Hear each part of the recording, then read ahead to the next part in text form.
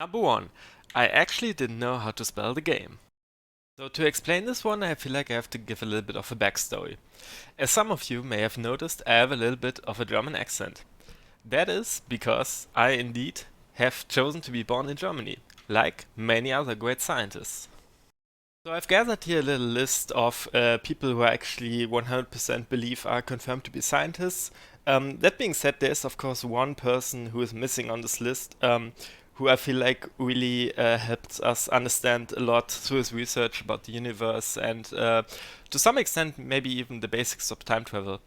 I'm not going to tell you who it is yet. I'm just going to give you two hints. I believe he had an IQ of approximately 160, and he also survived the Second World War.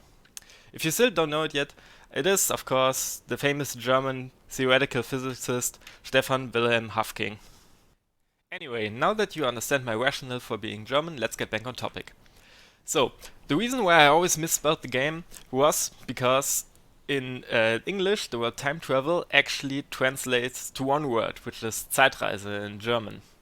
Well, rest assured, I didn't know this, and before I knew it, I had already uploaded approximately 100 videos where I misspelled the game in every single one of them, and eventually even when I noticed, I just kept carrying on because I feel like at that point it was just too late. So let's carry on with number 2, which is that my watermark is not actually a watermark. So if you don't know what a watermark actually is, that makes two of us. I am talking about the little square thing emoji I have on the top left of my videos. But what many people have never asked me, and I think that's a really interesting question, is where actually the origin story of that one is.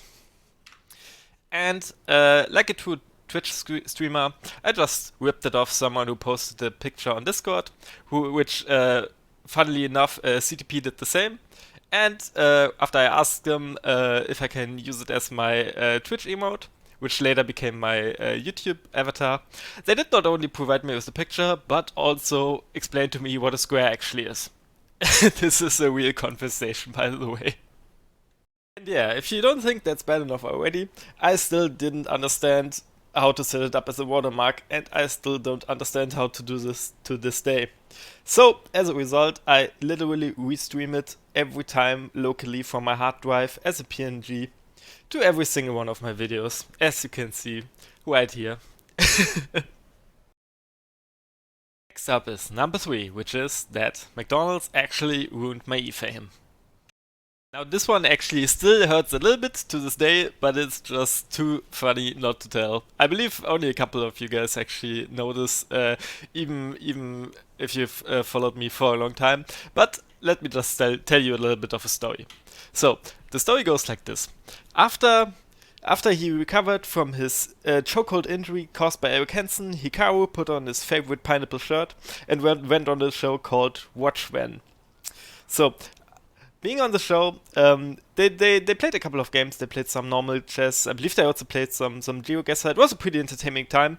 But then, all of a sudden, they pulled out 5D chess with multiverse time travel and suggested he play it, which he then did.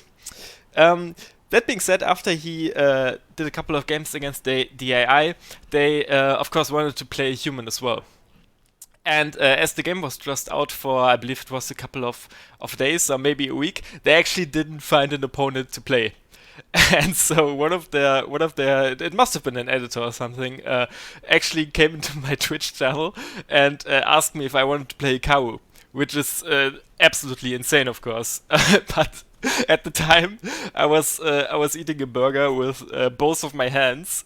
So I was typing these messages. I believe I was typing them with my pinkies because I was eating.